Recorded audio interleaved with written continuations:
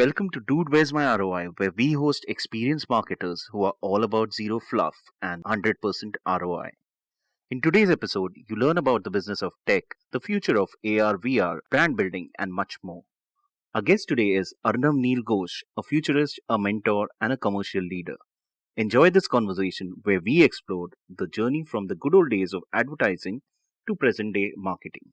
I think one single philosophy that really guided me in my career is curiosity. And I think if you really look at right from the days of Google to social media to immersive technology to I've seen through it. And I think there were pivotal moments. And I think I've been very lucky to be alive and see a churn of a century, right? Look Correct. through what Y2K was all about and then Right. look at how digital evolved and how social media evolved, how and today the world that we live in have come a really a full circle. So I think in Right. this entire journey, as I said, the one thread that run across is really curiosity in trying to understand and do what's next, take a risk. I have failed miserably as well because I really didn't think through before taking a risk. I just jumped on the next new thing as I thought that maybe that's something is going to be drive or be Popular. Yeah. exciting enough. Yeah. Yeah. So I think that's about it, really. I have actually seen a lot of fuss in your career. Like you have been responsible for Orange Tuesdays, which is still Mhm. now a product or a property which is running. Yeah. And you have also launched it, I think, in abroad, and then you have brought it Correct. here. Correct. Even I could see you have been a first mover in the AR VR space, and this was at a time when digital marketing or social media was on the rise, and that's the time you jumped on AR VR because that time people were grappling with digital marketing. Correct. I think Blipper was maybe ahead of its time, right? Yeah. Look, if you really look at three key influencers which have really led me to what I Awesome. do and my Right. schools of thought, right? One is Pink Floyd, right? I always Okay. felt you need to create a brand which is enduring, right? Number one. And I think loyalty is very, very key. You cut across, look at AR, VR, digital, analog, the days of great advertising, right? All you want to do is acquire customers, ensure that they stay with you and there is less of churn, right? If you really look at and community building today, the focus is how do you build strong communities for Right. marketing, right? Right. And if you really look at the greatest brands today, if you look at Pink Floyd as a brand, it cuts across generations, the music they had, the Perfect. way they played it. Then you look at guys like say Mr. Musk, right? He gave it all. He took a risk. He was the Right. first mover always. We talk Right. about SpaceX, you talk about Right. Tesla, you talk about, right? So and he failed. It's not that he put his money where his mouth was, right? And SpaceX Correct. failed for the first few years. Even if he had went through the last launch of a reusable rocket, right? Right. Had that failed, you never would have seen SpaceX now what it was, right? Even Tesla, when he started, it was something new, right? Right. So these were really inspiring. It is obviously easy to say that they've inspired me, right? Right. But the point is they really attributed a philosophy of thinking and life, right? and i Right. think and I think the beginning of 2000, beginning of the decade, really, right? We are Right. sitting on the beginning of another decade, but the beginning of 2010s or the end of 2010s, when we started looking at immersive tech, right? We always felt with the philosophy that this is exciting, this is going to be the next big thing. And we Right. always thought that augmented reality or mixed reality or virtual reality or AI, blockchain, whatever you hear and get thrown around today, right, is going to be the future of communication, marketing, computing, whatever you call it. So we just wanted to ensure that why not now, right? Why do it when everybody else is doing it? Why not start now and see where it takes us, right? Right.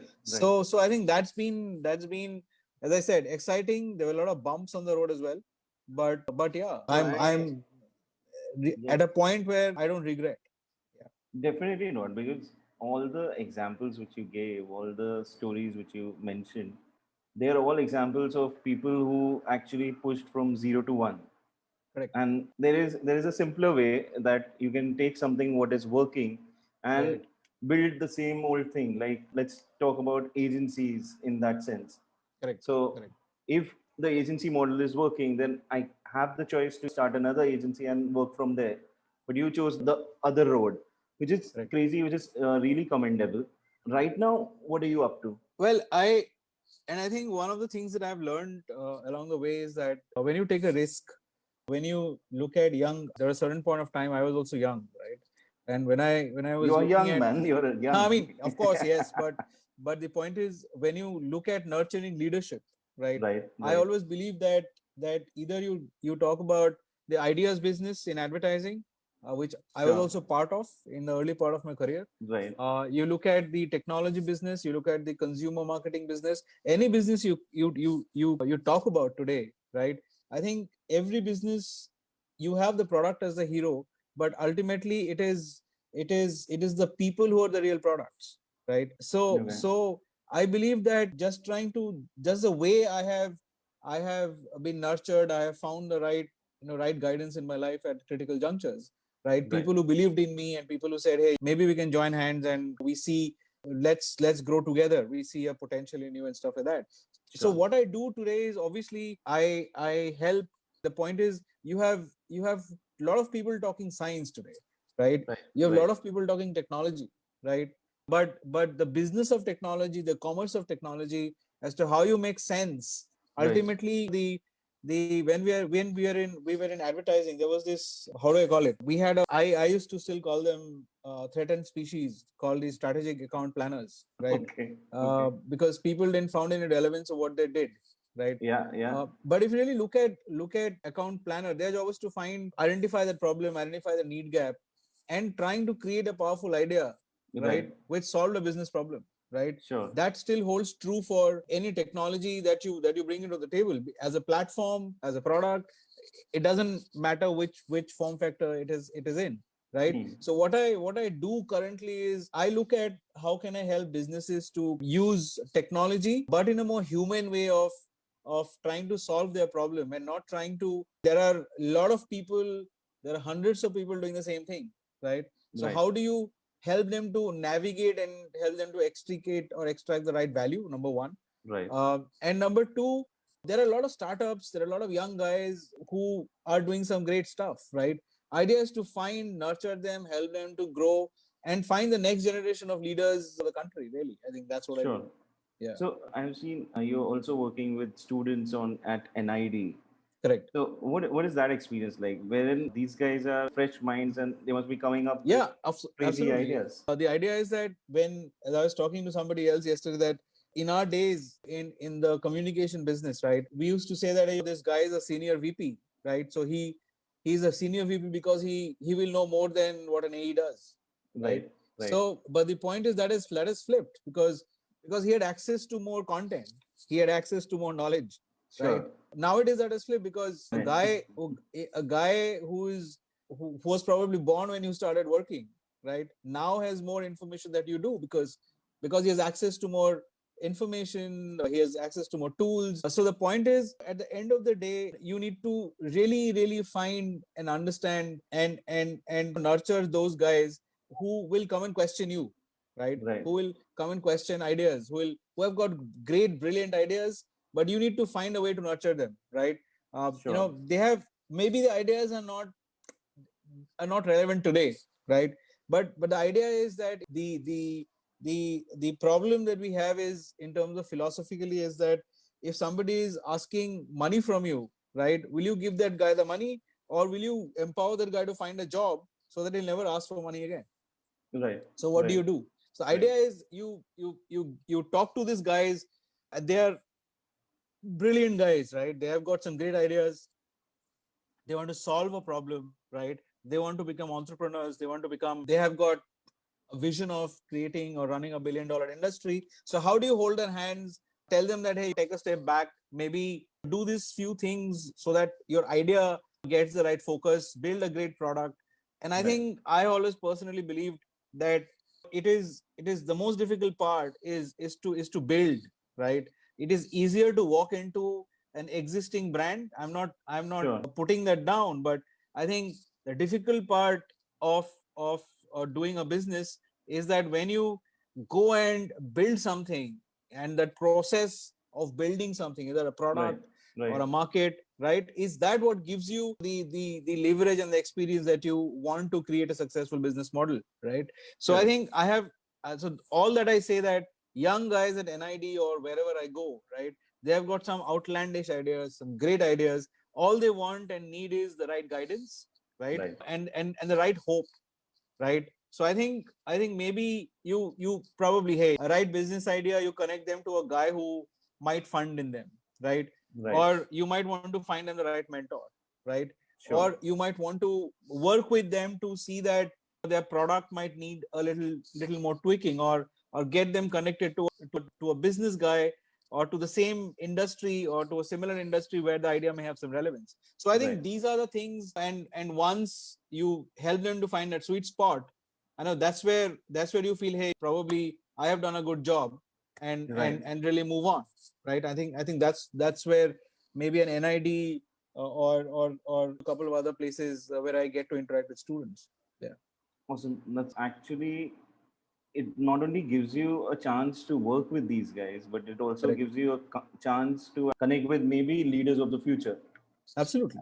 One thing which is very interesting, which you mentioned about, when I look at all the interactions that we had till now, one is the generation that you were born in, on that we were born in, right? That is a generation where technology actually changed in front of us, Correct. right? Versus the students who are technology natives, like they got born into a generation where internet actually existed, and everything was Right. like mobile phones were actually handed over to them. Like I Right. had to actually earn for my mobile phone myself and actually buy it and then experience it. And it was Correct. a shitty phone when I look at it now. Like it was not a Correct. smartphone. Right.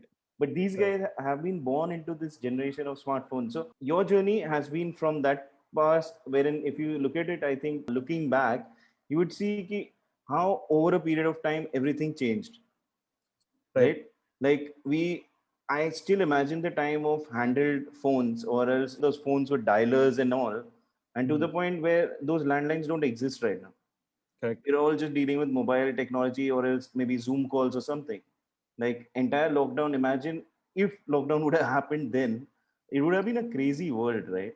Correct. So, Correct. having said all of this, when you look back over these years and look at which are the campaigns, few marketing campaigns which you must have said, you must have seen, and you must have been like, dude, yeah, this is crazy. This is what it is. Which was that one marketing campaign? I think I think lots, really. When we started looking at advertising, right? You all of us have read David Ogilvy's books, Right. right? At 60-second miles per hour, the only thing that you hear is the Perfect. clock ticking, right? The Mind Volkswagen mind ad, blowing. right? Yeah. Yeah. So and the ad about oral cancer, right? It said that the moment you have cancer, let's start by removing the lump in your throat, right? Right. So I started getting inspired by some great copywriting, right? Which focused on creatively on solving the problem, right? Right. If you look at, humor was a big part of communication then, right? Amul still inspires us every day, Right. right? Right. Then Volkswagen was a constant and innovative brand then, which used to do think small. Was a great campaign that resonated with me. Then obviously, as you moved along, there have been hundreds and thousands of campaigns. Example, if you're in India, the Cadbury ad with that girl getting onto the Right. cricket pitch, Right. right? The ads of Fevicol, right? Brilliantly executed, right? Correct. Still, I say that the power of an idea in across any business, right? Right. I mean, we often talk about marketing technology and advertising technology and stuff like that, right? Hmm. Technology might enable that idea, but if you don't have that idea, technology is not to work, right? Perfect. And Yeah. of course, purpose-driven conversations, right? Gillette's Me Too movement, for example. Then Old Spice, right? Old Spice campaign. Yeah. Then over a period of time, as things started moving towards getting more immersive, retailers like Timberland, IKEA, they Right. started looking at the Project Color app, where you could actually, if you want to buy something, and before you want to buy, you want to put some Check stuff it in out. your Yeah. room. Yeah. So how can you do that? So AR, VR's initial imaginative landscape was started by innovative brands like IKEA. So that resonates a lot.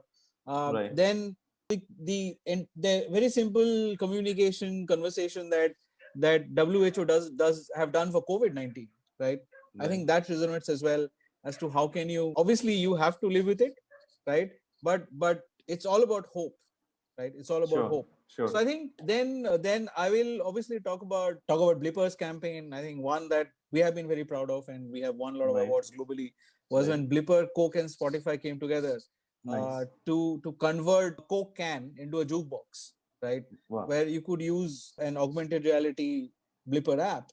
You can obviously use not an augmented reality Blipper app, but a Blipper app Right. to scan the Coke can, and it actually gave you Music. the actually give you live music depending on where you are, right? Wow. So turned a Coke can you usually would throw away into a piece of into piece of probably something that you want to carry home and keep it.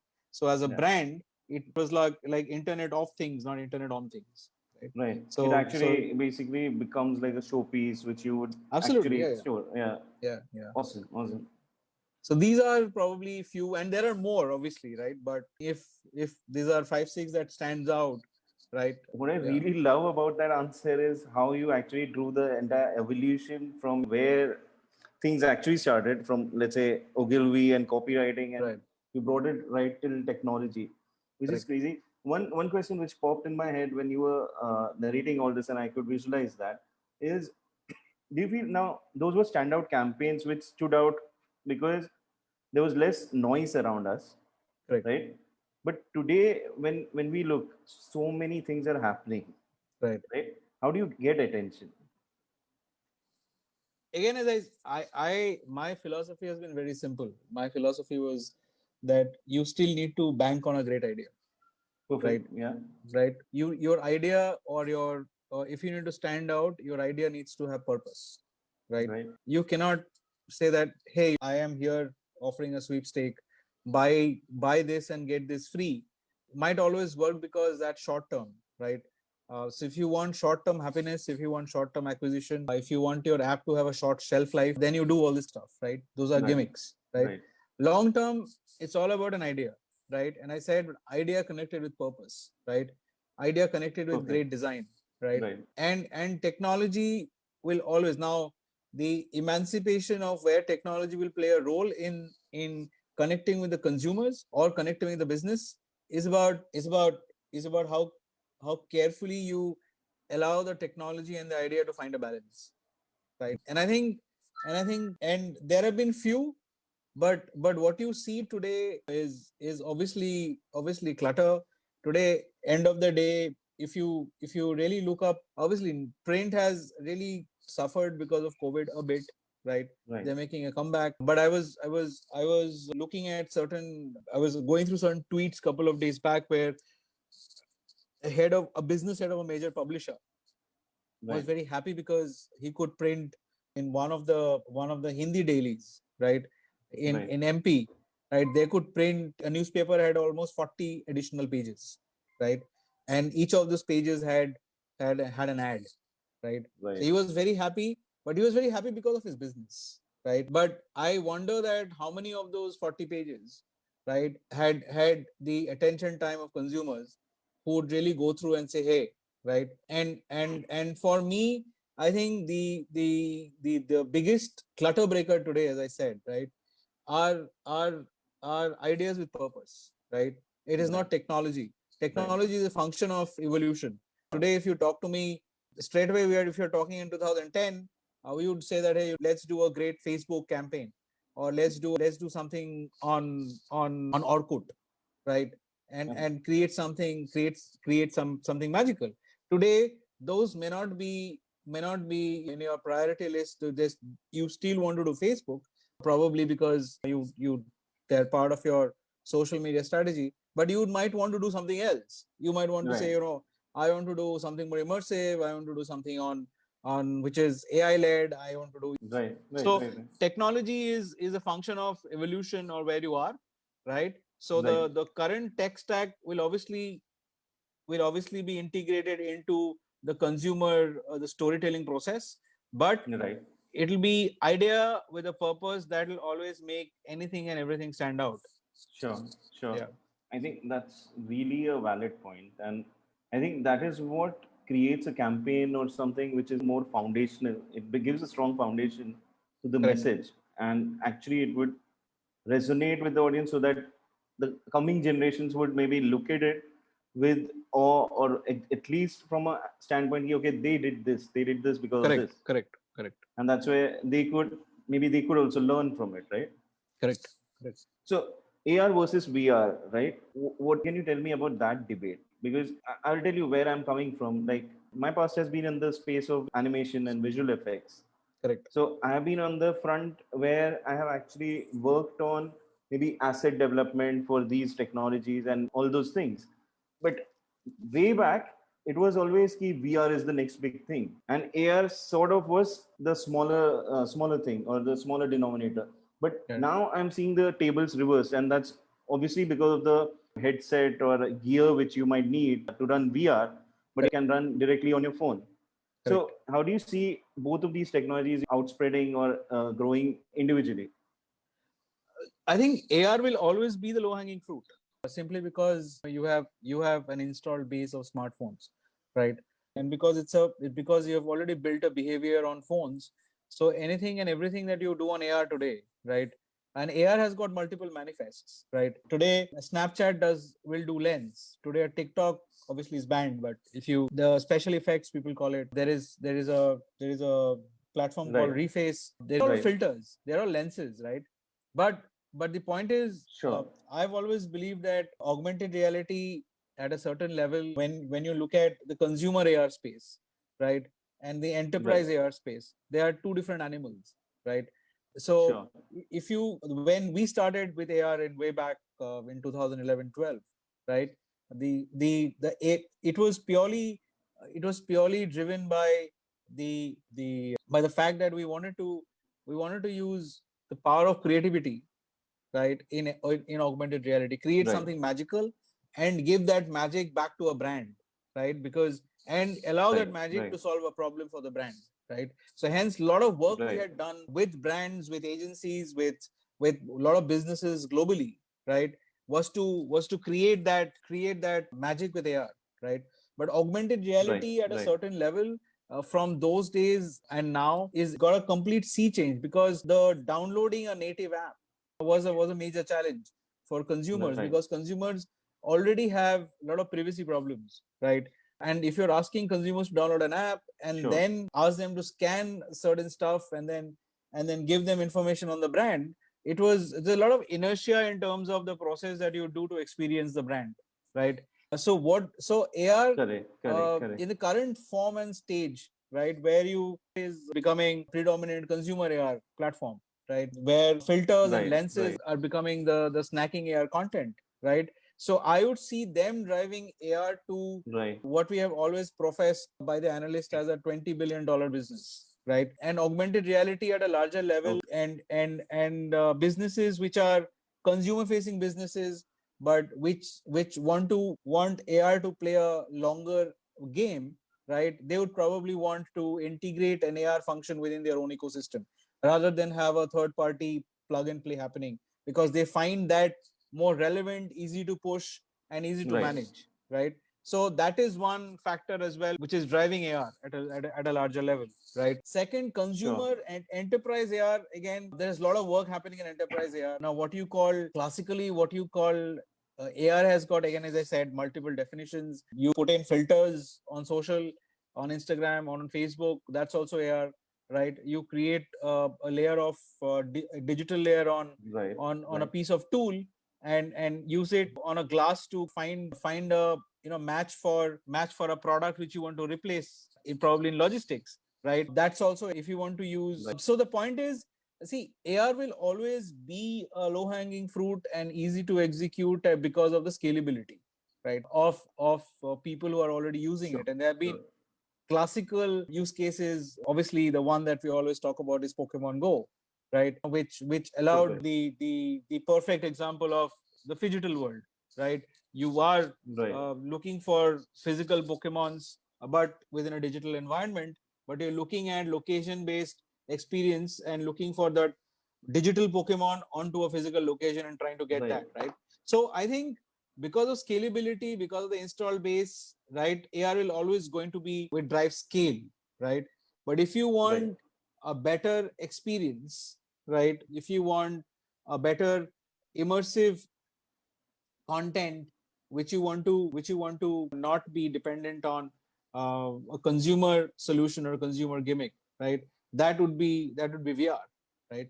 Wow. Because virtual That's actually like you actually mapped out a very simple, in simple words, what exactly is the function. So and virtual reality at the end of the day is dependent on the form factor, dependent on, and also I think the entire AR VR and MR definitions have collapsed.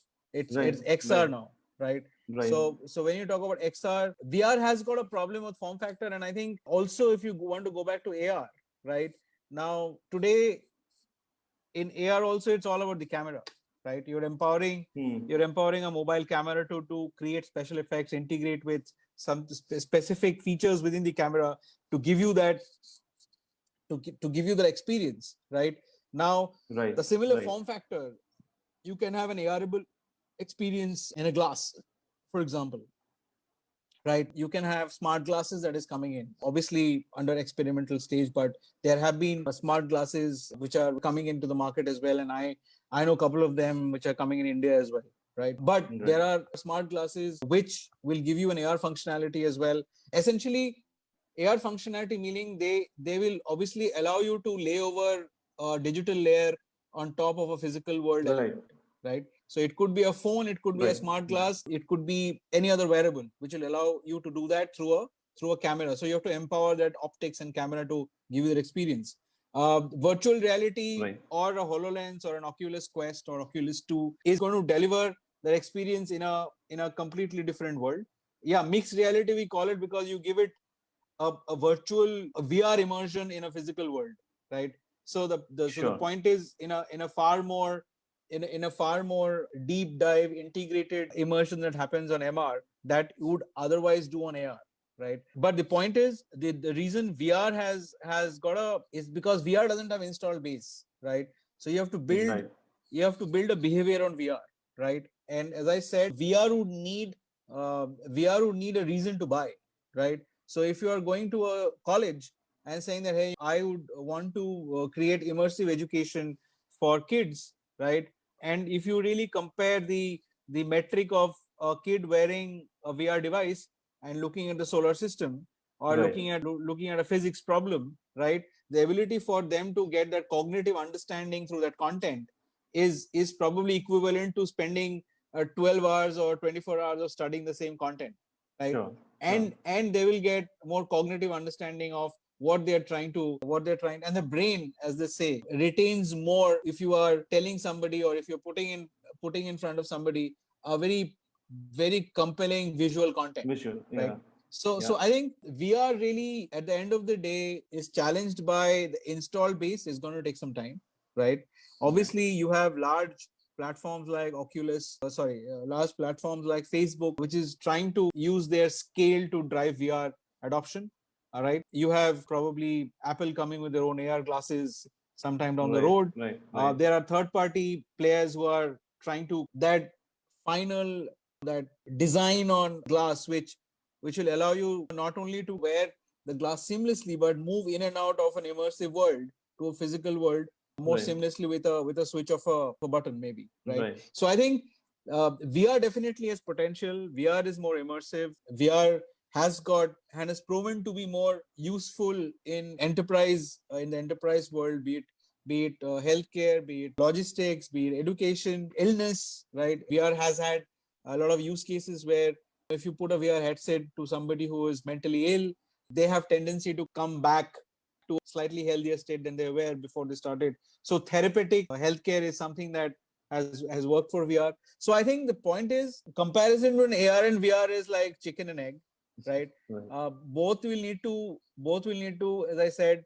find a way to solve a problem, right? right, Obviously AR is more gimmicky because it's more snacking. You can do filters, right, you create user generated content and stuff like that. But the advantage of AR is because it's phone based, it's fast, right? yeah, It's fast, it's got an install base, right? right, Easier to convert, easier to do things. VR depends on a form factor, depends on availability of devices. There are people trying to do it. There are amazingly great Indian startups who are trying to create world-class VR products. I know a couple of them who are trying to build it, build it in India for India, right?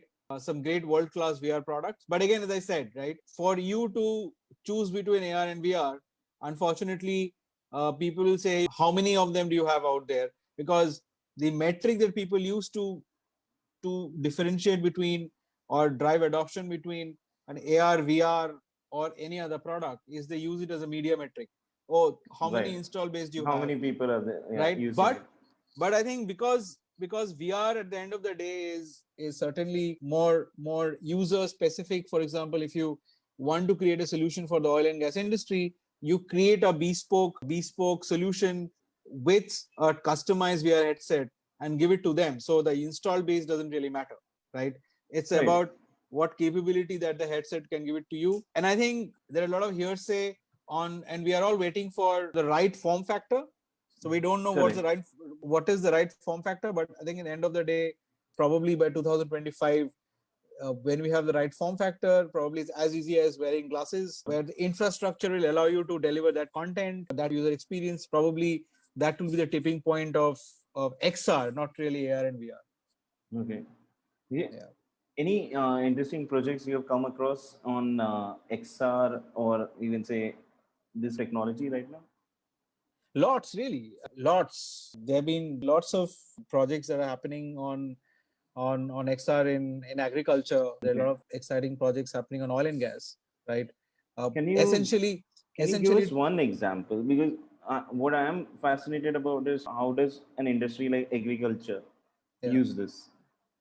The point is, look, there are ways where people are probably wanting to. So, for example, if you're in a tea garden, right, back in Assam, Hmm. you would want to wear a smart glass, and the smart glass might want to enable you to see what is the level of fertilizer, the way the fertilizer impacting my leaves, right? Wow. Wow. So essentially, amalgamation of data into visual form, and it triggers off that content the moment you look at a certain patch of land or certain. So the process that has happened in not a classical agriculture really, Right. but Right. in the tea industry, is that you identify different kind of leaves, right? Right. And different kind of leaves are different depending on the color codes. Right.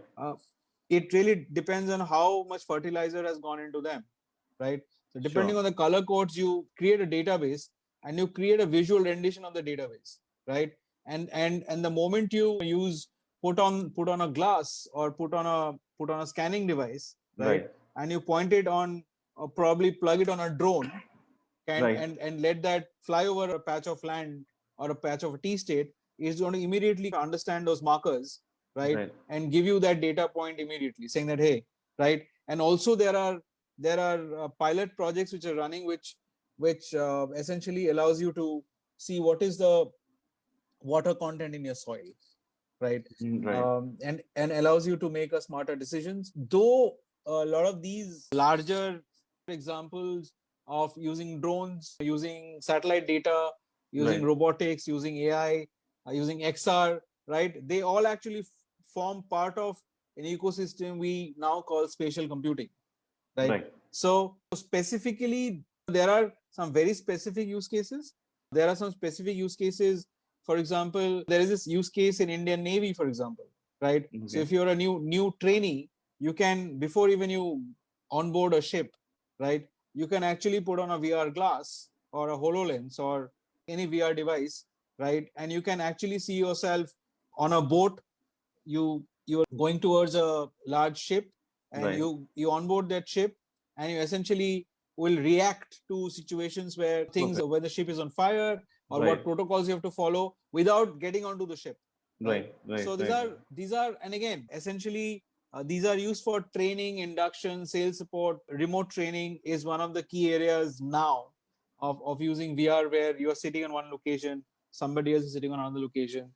Then in Kerala, people use it for telemedicine, for example, right? Okay. You use a VR device, the doctor is somewhere else. You use your device to understand what the patient is going through, and Right. then you advise the patient, say from some 100 kilometers away, on Hmm. how do you give the right advice to the guy who's sitting there, but using an XR device, right? Right. So there are multiple use cases in healthcare, in agriculture, in industrial application, in manufacturing, where especially in automotive, as to if you need to design a particular spare parts and you don't have that with you, how can you immerse somebody else who is not there in the location with you, right? Right. And then get them to jointly work with you to find a solution, right? So Sure. there have been multiple use cases on XR, on VR, on enterprise, consumer, right? In the sense that if you're looking at standout use cases, most of them are standout use cases because you need to use them seriously to find a solution. But the challenge, especially in the Indian market, especially in XR, has been that the lot of larger experiences are limited to a POC, right? Correct. You use a POC and that's where it ends, right? Right. But unfortunately, you see a push now where you've seen a lot of these conversations on enterprise use cases are actually going through because budgets have opened up. People see that, hey, if you need to really work from home, how can you use technology to remote monitoring, to train workforces and bring them together Right. digitally in one platform? So that's happening, and you'd find a whole host of them if you look for, and there are a lot of platforms which you will find a lot of interesting use cases across these categories. Crazy. Thanks a lot. Like that was seriously like an eye opener in terms of how things are changing around us. Yeah. We just have last 5 more minutes. Yeah. What I want to understand, one thing which I would like your view on is, if there was only one word for marketing, right? How would you define marketing? Immersive. Immersive. Wow. Yeah. Okay. See, a few things. The world is getting phygital, right? Yeah. We are moving towards an experience economy, Right. right? The consumer marketing journey is finally omni-channel, right? Right. Right. Videos have made a comeback, right? And everything that you want to do, you want to experience it. But unfortunately, you have got a physical problem in going out there and experiencing it, right? So the only way is to create, either you use immersive tools, immersive content, immersive platforms. So marketing at the end of the day has become immersive finally. Probably we are still scratching the surface, but yeah, Right. marketing is immersive. Awesome. And Yeah. so COVID-19 and the entire situation around this, right? We were even talking just before we started. It has actually pushed us ahead in terms of our technology usage and everything. Like there were companies earlier I know of who would resist digital transformation, who would resist. They would have bought tools. Like example is, they would have bought maybe a license of Microsoft Teams for their entire organization, but no Correct. one would actually use it. But now they were forced to use it, and now they cannot live without it. Correct. So how do you think, where are we like in this whole digital push which has sped up because of COVID-19? It is obviously good, but is there any downside to this? What can you tell me about that? I think I don't see any negative side to it, right? Because I feel that, but as I told you in the beginning as well, that you need to find a balance, right? Sure. Because please understand that everybody is working from home, right? There is a sameness to what you do every day, right? Sure. Obviously, digital tools are created to ensure that you're more efficient, you're more productive, and you contribute to the organization that you're working for, right? But the point is, you shouldn't use a tool to track somebody, or tool to say that, hey, please sign in from 9 to 9 or 9 to 8. You're not working in an office. Or sit You're in front of the camera the entire day. exactly. So it is you need to find a balance. There has to be a coherent policy of obviously, a lot of organizations are saying you do a WFH permanently till until 2022 2021, but end of the day, if you're doing WFH, right, there are after effects of it, right? Because you are 24/7 in front of the monitor, Right. in front of you're sitting in front of something where you're constantly getting irritated because you're doing the same thing. You can't go out, you can't talk to people, Sure. and blah. So there are multiple unseen challenges that we see that probably doesn't happen when you are in office, right? Right. So maybe, I think, as I said, it is good that the practitioners of digital business probably have got their revenues up multiple x because of COVID, right? As I said, COVID has created opportunities for innovation. People have made that push, and it has created opportunities, as I said, for people in the immersive tech business, in the digital tech. People like we are having conversation on Zoom. Zoom has become $1 billion platform and stuff like that. But the point is, you need to find a balance, right? Sure, and that balance is important. Either you WFH or you WFO, right? So either at all, right? You work with technology and you are, immersed in it. What is the non-technology side of, like, how do you spend time away from technology? Books, music, that's about it. There is you can't do much because there are a lot of restrictions when you move out. Right. But yeah, probably one thing that I started doing is cycling a lot, Okay. right? Because that Awesome. allows you to discover. Self-discovery is sometimes comes from cycling, because and you explore new places at your own pace.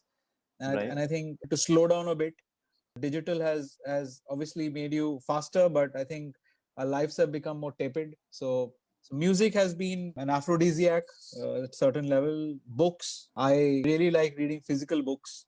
I love I it. think, I love and it. I Yeah. and that's about it really. There is nothing much that you can write home about. And yeah, these are 3-4 things that I do. No, it's been more than a pleasure talking to you. Absolutely, Thanks same a, here, man. Same here. thanks a lot for coming and sharing this time with us. Yeah, I personally got to understand a lot better these things, the technology side of AR, VR, XR, and I am really grateful for that. So, hoping to do something on a similar line, maybe again in the future. Let's see absolutely, where we absolutely. go with this. Thanks a lot, and guys, next time I would also ask you guys to join us for another session of Dude, Where's My ROI?